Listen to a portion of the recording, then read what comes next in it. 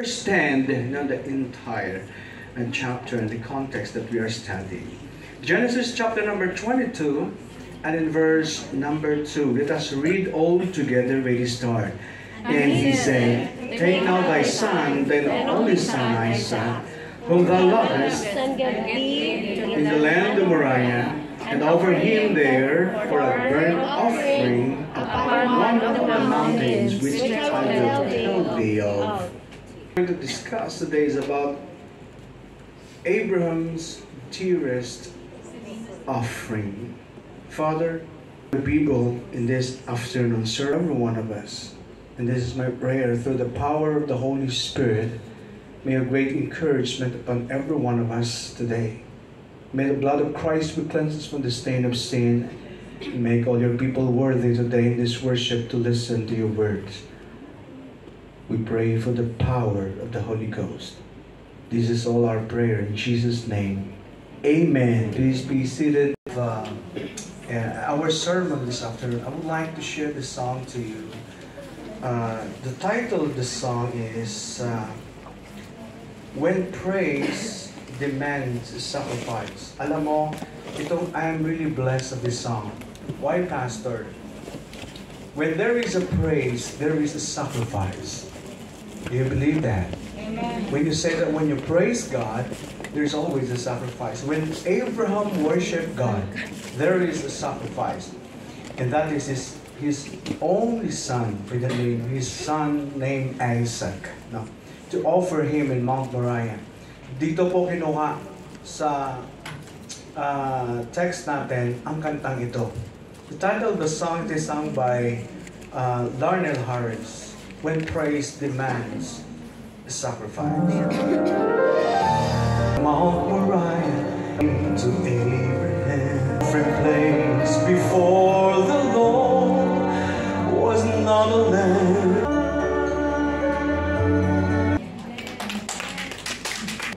That is the hardest thing to offer something. Bakit, Pastor? Alam mo, ayaw ni Lord ng mga extra. Sino mahilig sa extra? Extra rice, yes, extra rice. Yung sa inyo, iba yan sa inyo. Extra rice yan sa inyo.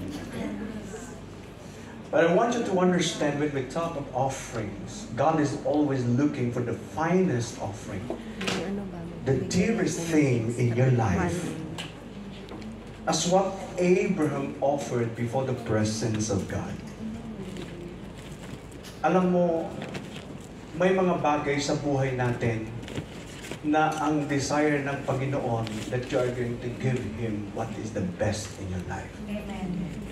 Not the extra, not the sobra, not kung ano-ano. Now, I want you to understand now, this afternoon, the sermon that talks about the life. Yes, this Genesis chapter number 22 are very familiar when we talk of offering of Abraham. No? When Abraham offered Isaac in Mount Moriah, I know that this is very familiar kind of story in the Bible, but I want you to understand with spiritual consonance right now, to understand the fact. Now, this is an extreme command. Not just an ordinary command, but an extreme command to Abraham. Remember that Isaac is the promised child. He is the promised child because God promised Abraham, I will multiply thy seed as the stars of heaven. I will multiply. But how? How this promise might fulfill is because God required Abraham to offer Isaac. Di ba? And now the promise, which is the son, God said that in your son Isaac shall all nations be blessed. Now the question is, but God, why? Bakit, Panginoon? Why is it that you would want me to kill my son now? If you want to bless the nations, right? Yung mga bansa sa pamamagitan ko, And then sa aking lahi, when you promise a blessing because there is a great covenant, my question, but why you want me to offer my son? But there is a great blessing here. And Abraham said, he is my only son. The only son of promise. He is the son I love. I've waited for 25 years. Tingnan mo ang prayer, 25 years. Ang prayer niya para magkaroon siya ng anak. Tingnan mo si Sarah nung ipinanganak si Isaac. 90 years old na. Diba? Yung iba nga 50 years old pa lang, sabihin na, ay, hindi ka na makaanak tayo kasi Jurangs ka na. Jurangs wasos yan. Matanda ka na, day. Gulang ka na yan. Hindi ka na pwede mag-anak sapagkat napatanda mo na. 70 ka na. Di ba? 80 ka na. Some of them saying 60. Pag 40 pa lang, alanganin na eh. 50, alanganin na rin eh. Yes. Mas lalo na. O di ba? Ito, Sarah was 90 years old. So impossible. But for with God, nothing shall be impossible. Amen. To fulfill His purpose, to fulfill His desire. I've waited for 25 years, akalain mo yung prayer niya, 25 years na makarating sa kanya, na magkaroon siya ng anak. Eh tayo, pag nanalangin tayo, tingnan mo naman. Isang buwan pa lang, stop ka na. Lord, isang buwan na akong nag-pray sa'yo, hindi pa dumating yung hiningi ko sa'yo. Hopeless. Nag-isang taon na, wala pa rin. Lord, nag-2 taon na, wala pa rin. Lord, nag-5 taon na, wala pa rin. Lord, nag-10 taon na, wala pa rin. Lord, nag-15 years na, wala pa rin. Listen, you are just appealing to God. We are not demanding. Marami sa atin nag-demand tayo sa Diyos. God is not subject for time when we talk of prayer. God answered His prayer. 25 years. Sorry. 25 years ang kanyang panalangin. And look at this. I think probably will be thinking about all that in his mind. No? In his mind. Look at that.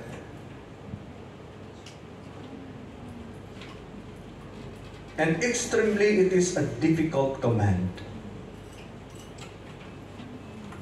I'm sorry.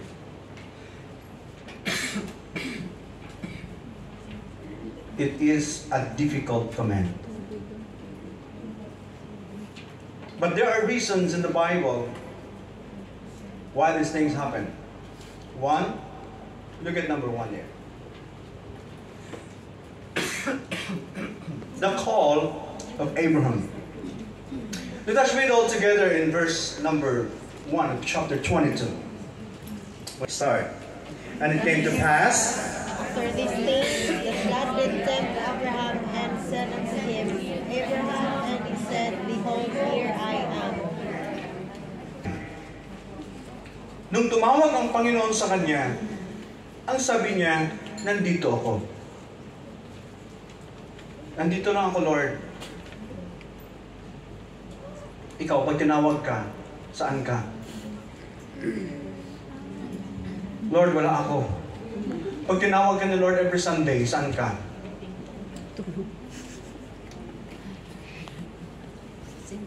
Lord, nandito ako sa beach. Hike. Pasensya ka na. Tapos nag-live. Lord, nandito ako sa mall. Pasensya ka na. But look at the call of Abraham. After these things, God tested Abraham. He is testing Abraham. Look at here. What's the purpose? He is proving Abraham. Pastor, di ba alam ng Panginoon? Hindi ba alam ng Panginoon yung bagay na yon? Bakit kailangan pa niyang i-prove? God is an omniscient God. But God has something na ilabas sa Kanya to prove Abraham. Because He is going to reveal the faith of Abraham. You know why sometimes there is trials in your life? Alam ba kung bakit may mga test sa buhay natin? Ang pinaka-purpose niyan, mga kapatid, para naman tayo ay makita ang pananampalataya sa buhay natin. So the intention of God here is a test, and this is a difficult one. Every word here pierces the heart of Abraham. Yung puso ni Abraham, ano yon? Take your son. Not somebody else's son, your only son whom you love. Yung akalain mo yung pinakamahal niya, sino? Si Isaac. Ano ang pinakamahal mo sa buhay? Is there anything? Alam mo minsan, maraming tinatouch ang Panginoon. But I want you to understand this, na merong itouch ang Panginoon sa buhay mo na pinaka-importante na talagang iiyak ka pag ilagay ka ng Panginoon sa trials. When God put you to test, I remember the time when my daughter got sick. And the doctor said, sabi ng doctor, you are going to go into Bacolod because you are going to sign a waiver. Audrey, during the time Audrey is 6 months old. 6 months old. And then meron siyang virus sa katawan na kailangan din siyang operahan, lalo na ang kanyang atay, because it is affected. 6 months old. Then if your daughter died in the operation, my goodness, kapatid, walang pananagutan ang hospital. Hindi practice target yung anak ko si Audrey. Wala ako sa Bacolod noon. Andun ako sa gawain ng Panginoon sa isang evangelistic meeting. A lot of people are there waiting for the gospel. And then I just cried out to the Lord. Kawawa, alam mo si Audrey, very sickly yan Survivor yan si Audrey. That's why spoiled siya. Survivor yan Halos bawat buwan nasa hospital yan siya. Sabi ko, doon ka na tumira sa hospital. Kasi halos buwan-buwan nandun ka. Ang katawan ni Audrey, mga kapatid, if you just know her, ang katawan ni Audrey, puro karayom yan, tusok yan. Mula tiyan hanggang sa kanyang sa likod. Halos lahat tusok, wala na. Sometimes ang doktor, wala na siyang tutusukan doon. Dahil wala na rin mga dugo na lumalabas. Every man she's in the hospital. What I asked to the Lord is, sabi ko lang sa Panginoon, Lord, spare my daughter. Nandito ako sa gawain. Kailanman hindi ko inawanan ang salita mo. I just spread the gospel. Preach the gospel every week, every month. I have a lot of schedule for the crusades. Maliit pa si Audrey, 6 months old pa lang siya. I just knelt down to God and I cried out unto God. And I said, Lord, you gave life. You are the owner of life. You heal people. Whom I put all my trust. You are the God of heaven. You created man. You know everything sa katawan ng tao. You created us. Ang kanyang sakit, doesn't matter. Pero siyempre luha mo, ubos naman sipon mo, sa kalaway mo, sa kaiyak, sa panalangin. Before I start to preach, yes, I start to preach. Lord, alisin mo sa isip ko itong mabigat na bagay na ito. And I preach and I preach and I preach and I preach to God after 3 days. When I'm going back to the hospital and the doctor said, it's a miracle. Dahil unti-unti siyang na-heal. Unti-unti nawawala ang mga yelo sa kanyang katawan. Unti-unti nawawala ang virus sa kanyang katawan. And I asked God for the great help. Yun pa lang diba? Yun pa lang yung nararamdaman mo, nakita mo yung anak mo na ganun yung situation. How much more kay Isaac? Look at the call of God to Abraham to offer his own son. Your only son whom you love. I really love my daughter. Kita mo si Audrey, pag nagkita kami ni Audrey, hindi yan Audrey tawag ko sa kanya. Kring kring. Bakit? Kaya nung maliit kasi siya, ginawakan ko siya, kring kring talaga siya. Anong kring kring? Kita niyo ba yung maliit na kuring? Maliit na kuring, pusa ba? Kasi yung sa amin, ang kuring, Gitik. maliit siyang parang kuring. Kuting, man. Maliit si Audrey, kalaki yung liit-liit niya. Kaya tinawag ko siyang kuring. Kuring. And God's fair. Look at the things that happen. Even Isaac. So God calling him to sacrifice the apple of his eye. But what I did, nung nagkasakit siya, sabi ko, Lord, bahala ka na. I give everything to you. I give everything in your hands. Everything right now, I will give it to you. Just close my eyes. Sabi ko, kung kukunin man yan ng Panginoon, siya ang nagbigay, siya din yung kukuha, purihin ka, Panginoon. Sabi ko kay anak, kung kukunin ng Panginoon, tayo mo ito. God is the owner of life. Kung ibigay ng Panginoon sa atin yan, ibigay ng Panginoon. Kung i-heal ng Panginoon yan, i-heal ng Panginoon. But tonight, I will preach the gospel.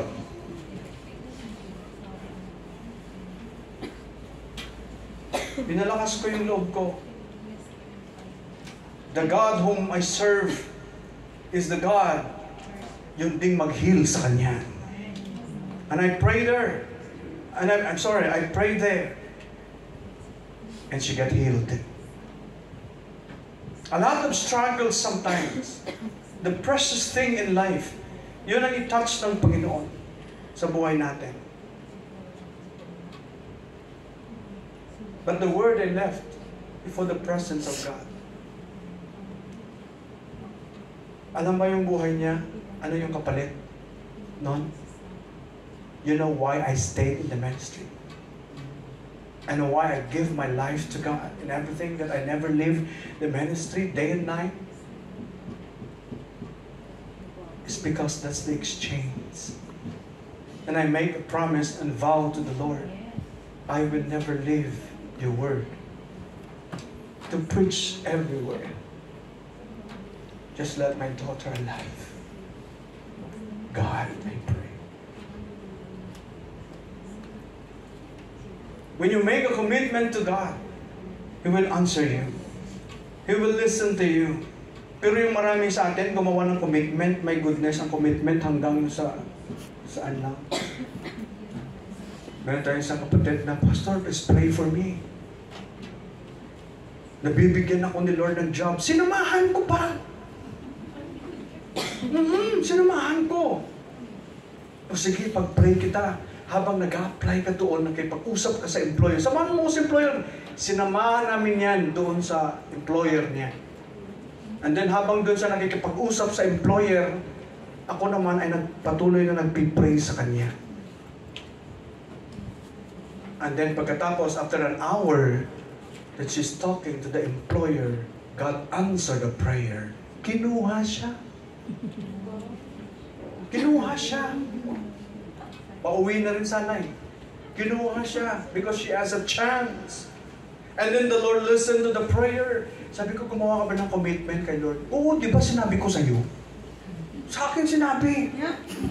Sana kay Lord mo sinabi. Hindi sa akin.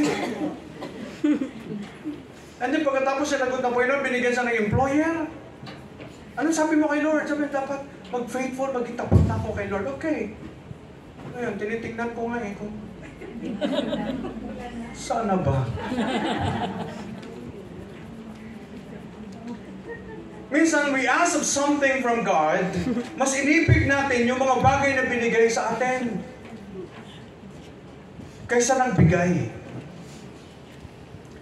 And the Lord touched the life of Abraham sa pamamagitan ng pag-offer the dearest thing in his life. Ngayon, dito na makikita ang puso niya sa Diyos. Ngayon, i-reveal through the test, through the trials, i-reveal ng Panginoon kung ano ka sa Kanya. I-reveal ng Panginoon kung ano ang puso mo sa Kanya. God will reveal your heart to Him. Lalo na sa mga bagay na meron ka sa buhay, diyan talaga ka mag-test ni Lord. Lalo na when you pray of something and then God is going to provide for you, diyan ka mag-test ni Lord. Kung ano si Lord sa iyo, pag binigyan ka niya ng bagay na hiningi mo. Kaya lang nakakalungkot, hindi pa dumating yung bagay, iba ng ugali natin. Tama ba? Tama. Wala pa yung bagay na hiningi natin, nag-iba ng ating ugali. Ano pa kaya kung dumating iyon? Tama ba? And sometimes many things that God is going to prove in our lives.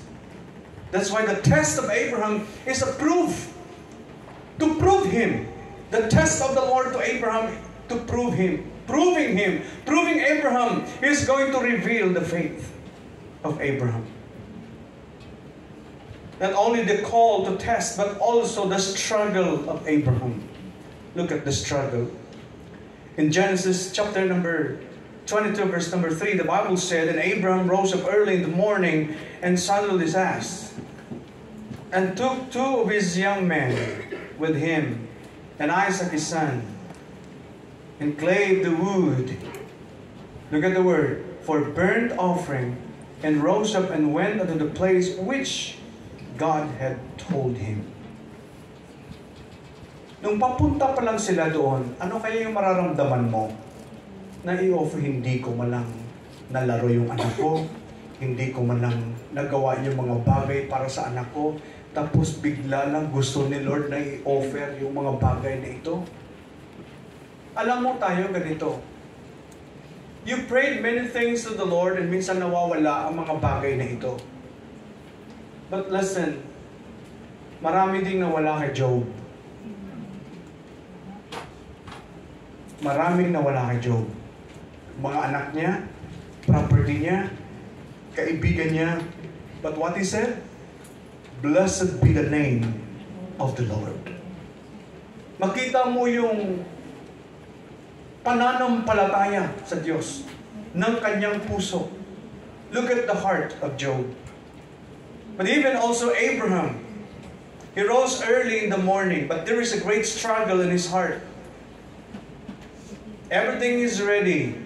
Got everything ready. Ano yun, Pastor? The donkey, the servants, the wood, and he sets off, especially the journey to Moriah.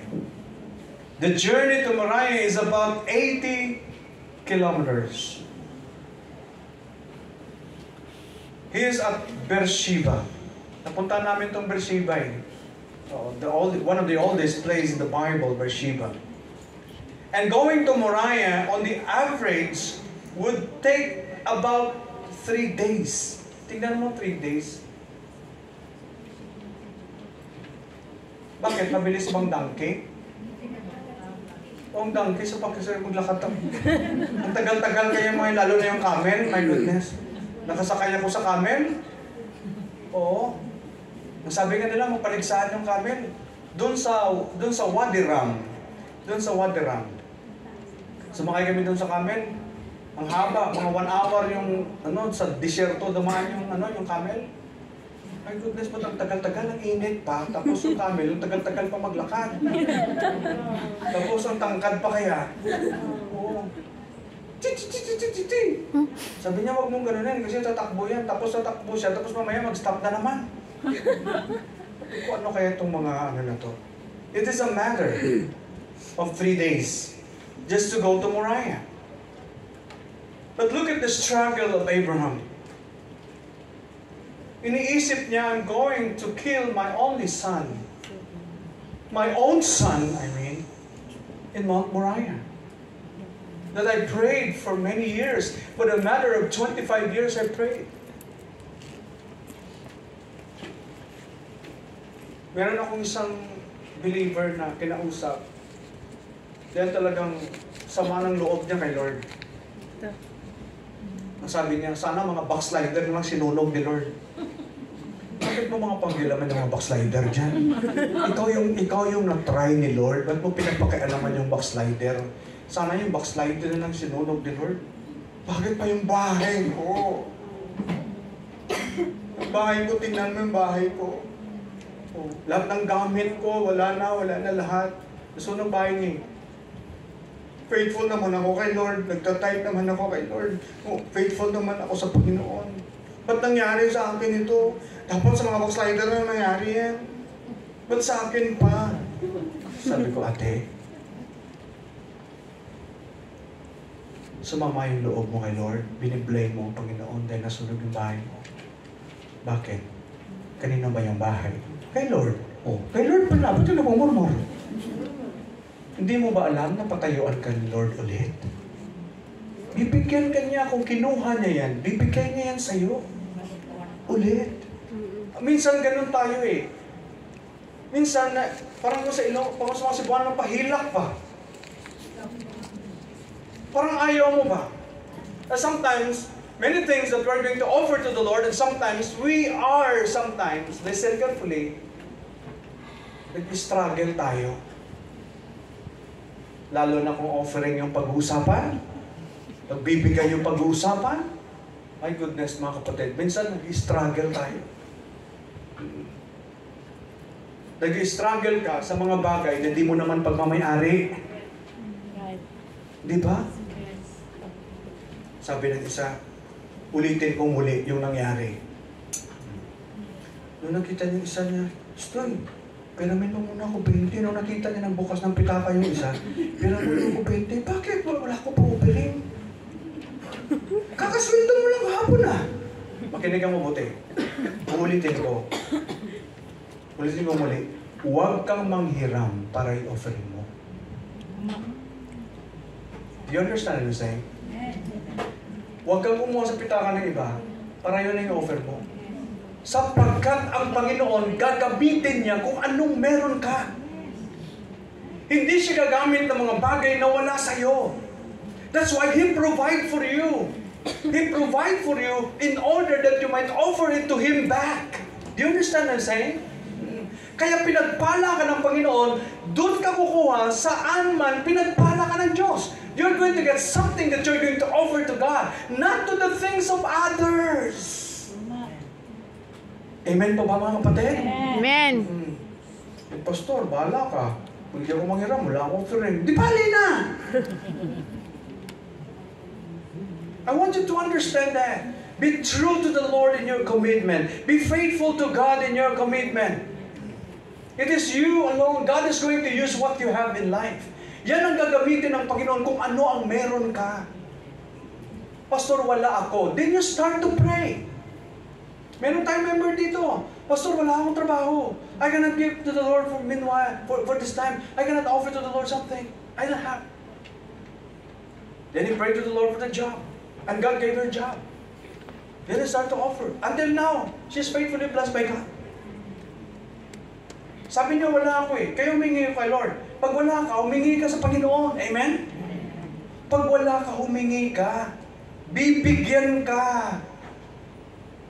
Ask and it shall be given you. Seek and ye shall find.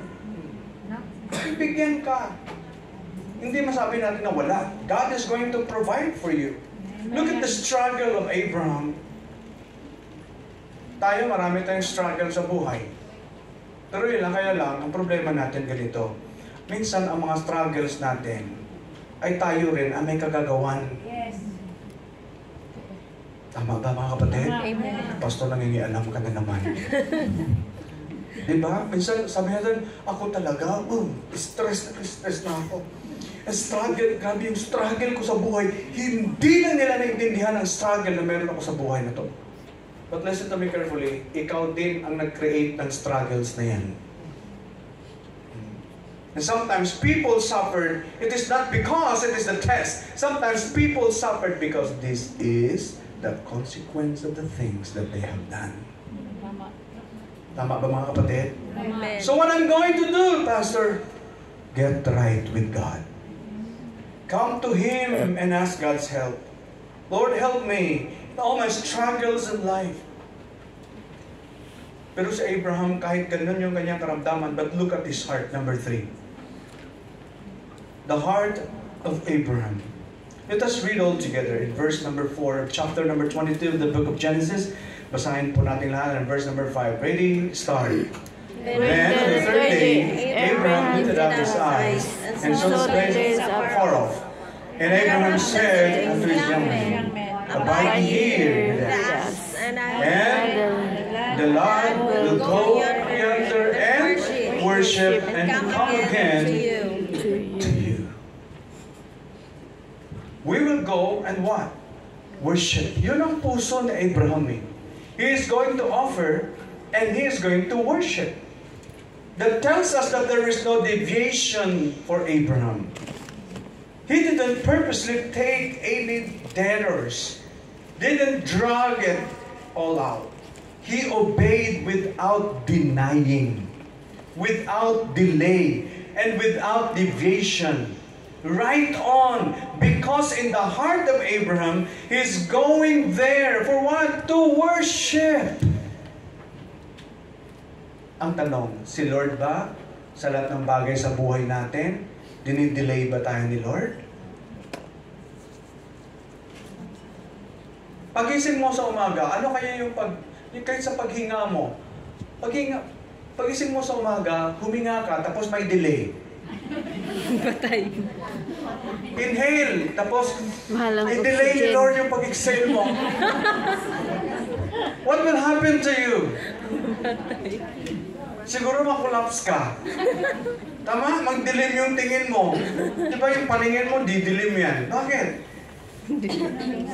Delay eh. Tama ba? O kahit yung pagpikit ng mata mo, pagising mo sa umaga, mayroong delay yung pagdilat ng mata mo. Muta. Do you understand what I'm saying? That even our physical, look at the blessing of God. You are really blessed by God. And you are spoiled with the blessing of God. When you wake up in the morning, look at His kindness to you. The breath in your nostril. Tama ba? You see the wondrous things that God had created. Normal yung lakad mo. Sa amin, sa general psychology, alam niya Ate Micah, yung pag-aaral sa GenSci. Yung GenSci is a general psychology. Meron kaming subject noon. Sa masters namin, meron yung general psychology. Pag yung bata, sa education kasi, sa bata, pag naglalakad siya ng ganyan, there is a big problem.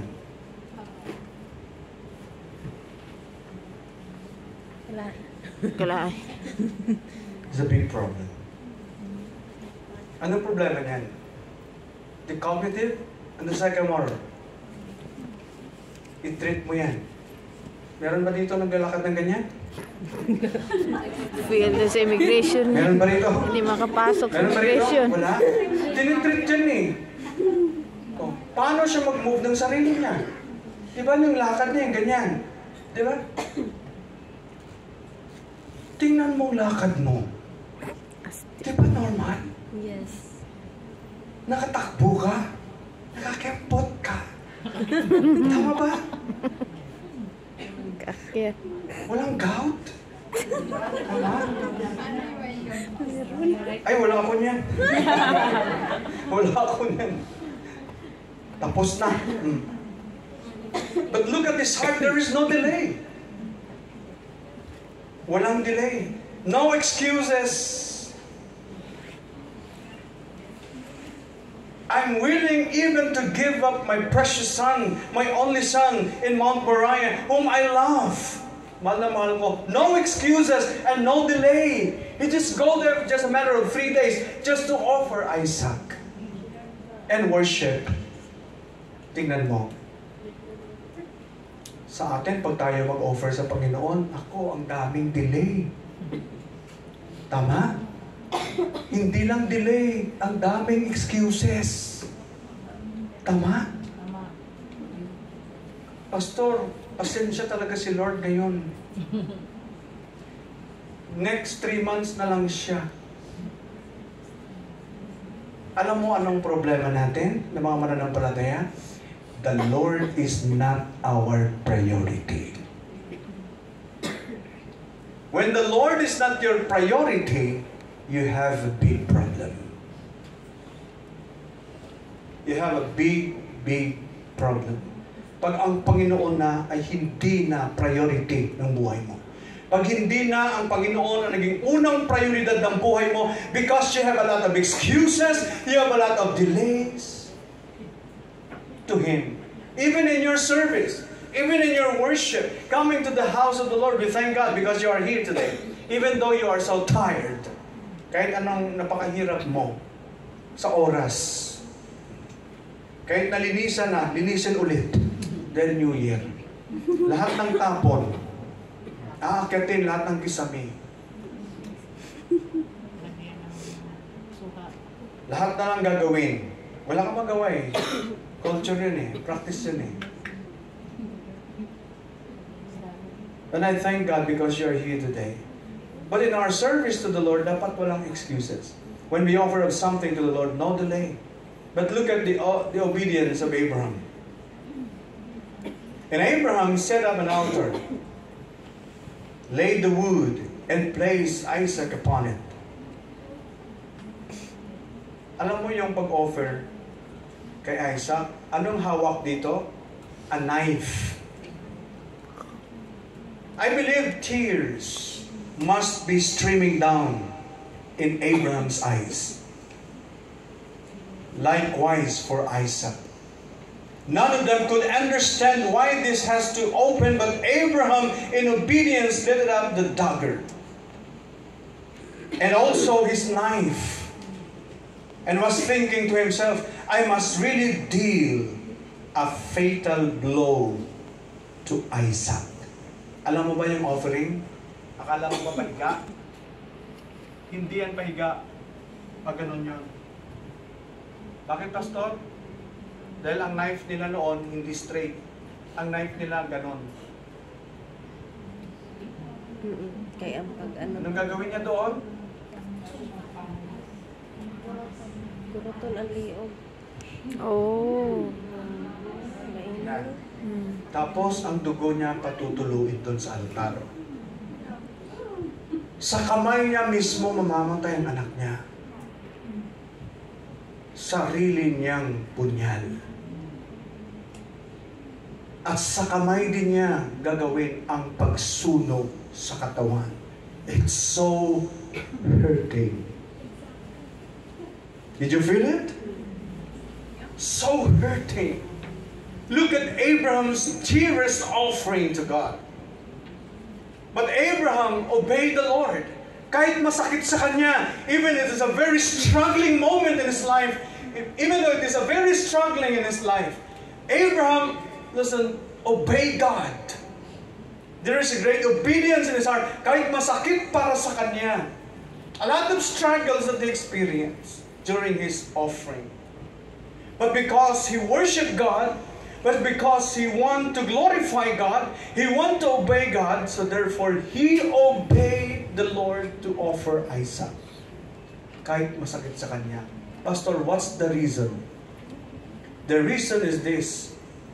Because Abraham believed na kahit na i-offer pa niya si Isaac, God is able to make Isaac alive again. Did you see that? Abraham believed. He believed that God is going to make Isaac alive again if He's going to offer him as a sacrifice, as a burnt offering. God is able to provide Isaac for him. Ganon din sa atin. When we offer to God of something, don't make any delay or disobeying God. Because God is able to provide things for you when you offer. Kaya pag nagbigay ko sa Panginoon, you need to give it to Him. I know that God is going to recompense. God is going to give you in return. Do you believe what I'm saying? Because God is looking on your heart, your obedience to Him. Tinitingnan ng Panginoon na hindi mo, listen to me carefully, na hindi mo hino-hoard yung mga bagay, but just to give everything to God. Because you believe that God is able to give you something in return. Ganyan dapat ang puso natin. Ito yung ginawa ni Abraham. I must really deal a fatal blow to Isaac. I really need to slit the throat real well. Slit, ano yun? Or, para lalabas yung dugo. And then pag namatay na siya, you're going to burn him. Sunugin mo as a burnt offering. Hindi ba na makasakit tingnan? You prayed for your son for 25 years. Na ibibigay sa'yo. And then sa isang iglap lang, sasabihin ng Panginoon sa'yo, bring him to Mount Moriah and offered him to me as a burnt offering. Di ba napakasakit yun tingnan? But God tested the heart of Abraham. Look at the obedience of Abraham before the presence of God. I must kill him with one blow. I'm going to stab him many times otherwise. That will be too painful, and he caught his arm. Sarili niya sarili niyang kamay, in his own arm, ready to strike that blow when suddenly, anong nangyari? There is a word came out. Look at in verse number 10. But before we go there, look at in verse number 7. And Isaac spake Abraham his father and said, My father. And he said, Here I am, my son. And he said, Behold the fire and the wood, but where is the lamb for a burnt offering? Di niya alam na siya pala ang i-offer. Verse 8. And Abraham said, My son, God will provide himself for a lamb, for burnt offering. So they went both together. Siya pala ang i-offer. Ay, yung bata, wala talagang kaalam-alam na siyang i-offer. Father, is the wood, there is the altar, but where is the offering? Saan ang offering? Look at in verse number 9. And they came to the place which God had told him. And Abraham built an altar there, and laid the wood in order, and bound Isaac his son, and laid him on the altar upon the wood.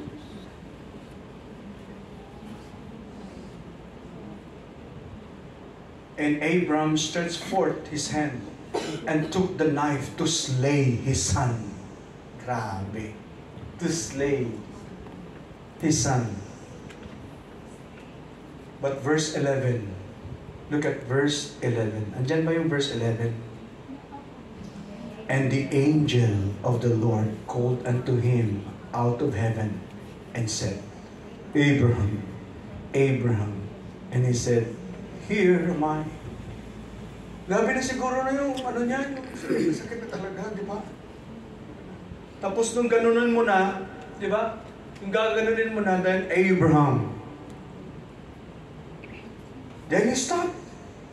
And the angel of the Lord called unto him out of heaven and said, Abraham, Abraham. And he said, Here am I. In verse 12. And he said, Lay not thine hand upon the lad, neither do anything unto him, for now I know that thou fearest God, seeing thou hast not withheld thy son, thine only son from me. Ngayon, alam ko na. You don't withhold your son for me. Walang hoarding. He just gave it to God. That's why Abraham, he is called the father of faith. The man of faith. Ganyan din dapat sa atin. You are the woman of faith. Yung nananampalataya ka sa Panginoon. Alam mo, sa ating lahat, pag-uusapan sa atin, yung offering natin, ano lang eh, financially lang eh, di ba? Financial offering lang mayroon tayo eh, pag nag-offer tayo. Di ba? Minsan extra pa nga, di ba? Tama?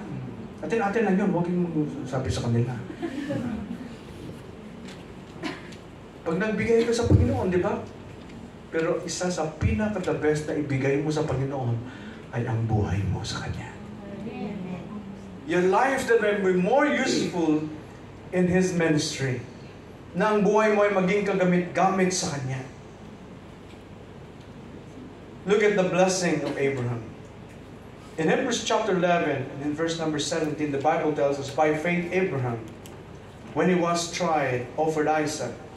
And he that had received the promises offered up by his only begotten son. Verse 18, of whom it was said, that in Isaac shall thy seed be called, according that God was able to raise him up, even from the dead, from whence also he received him in a figure. You know why Abraham offered Isaac?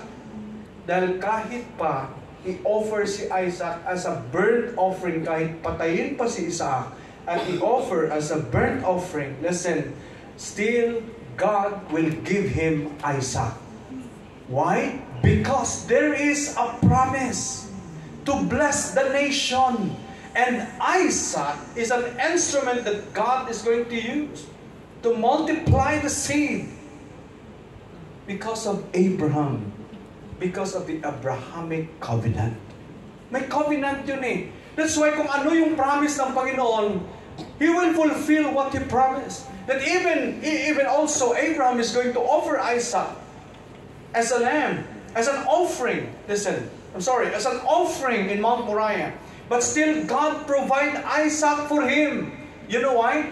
Because God is true to what He promised, that He's going to multiply him as a nation, as the stars of heaven.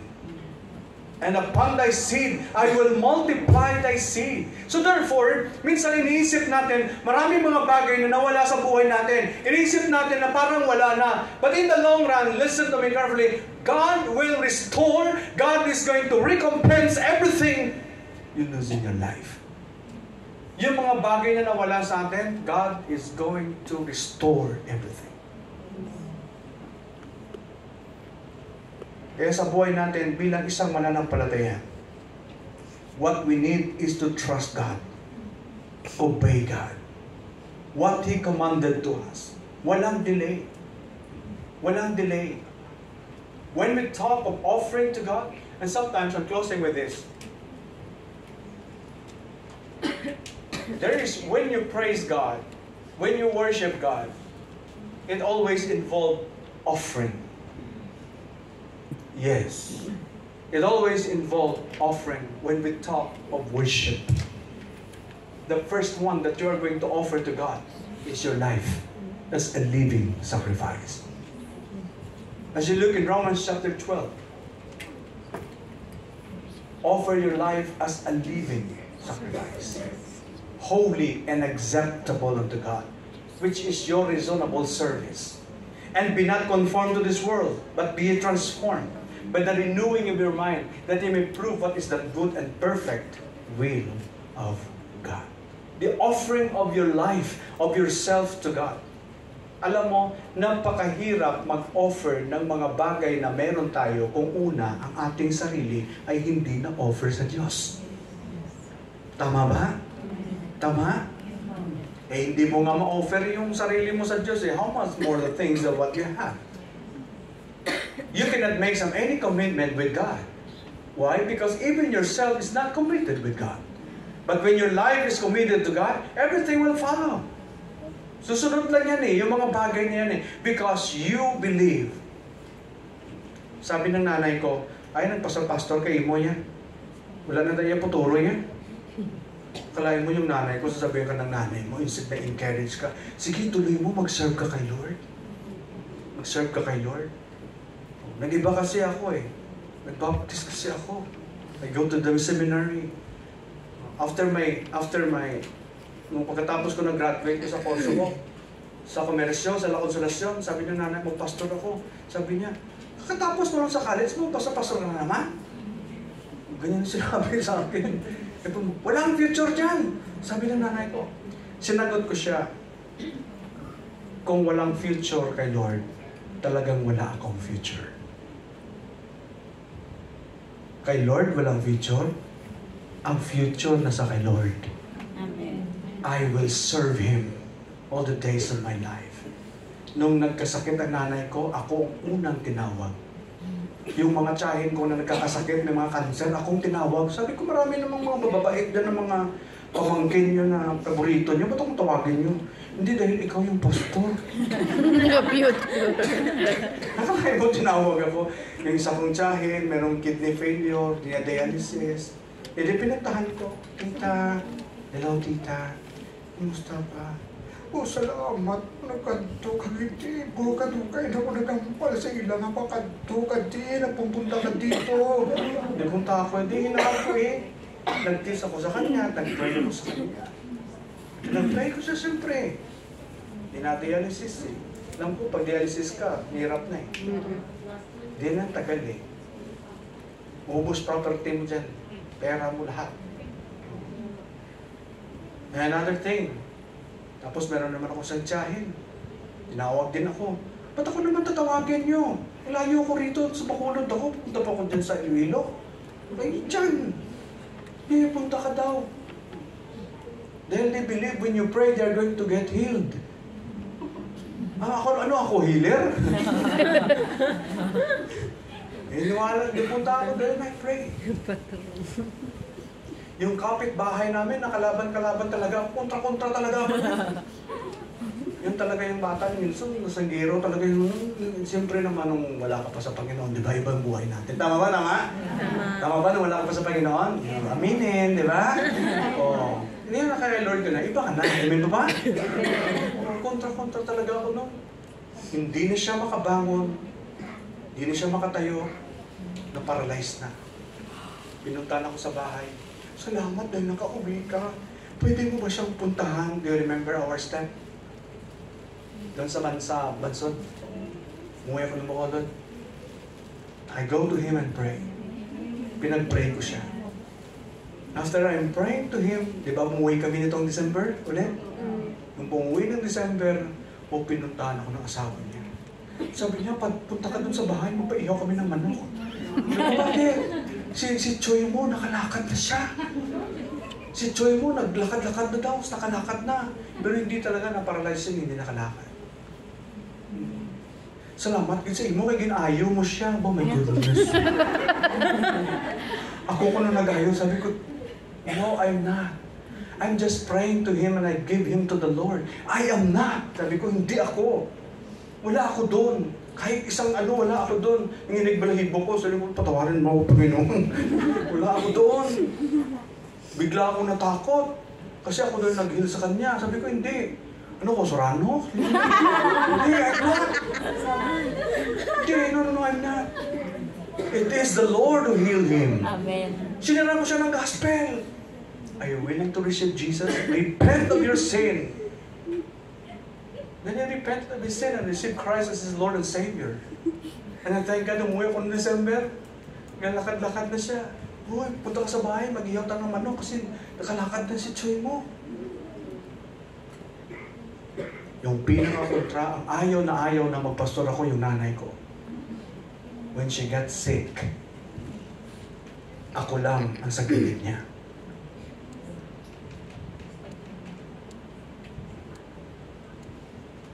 Seven days in earth. When she got an ICU, 7 days in earth. Bago niya kami iniwan.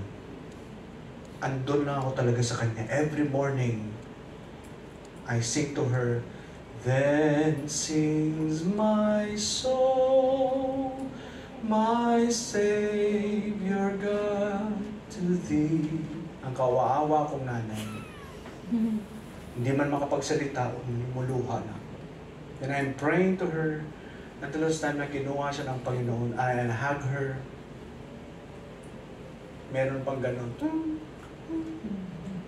But nung nahug ko yung nanay ko, then just a split of a second,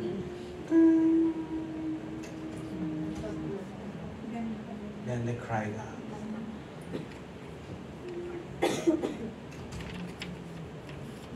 when you obey God, He will bless you indeed. Don't stop serving God. Work with God. Trust God in everything. Because He is the God who sustains your life every day. He is the God who sustains strength to you. He is the God who sustains knowledge and wisdom to you. He is the God who provides life for you every day. He is the God of provision. He will do great things in your life if you trust Him. Amen. Look at the blessing of Abraham. Because of his obedience to God, we are the partaker of the blessing. Why? Because of Isaac and Jacob and the 12 tribes of Israel and the lineage of Christ. We are blessed. It's because of one man, a man of faith by the name Abraham. Look at Christ Jesus.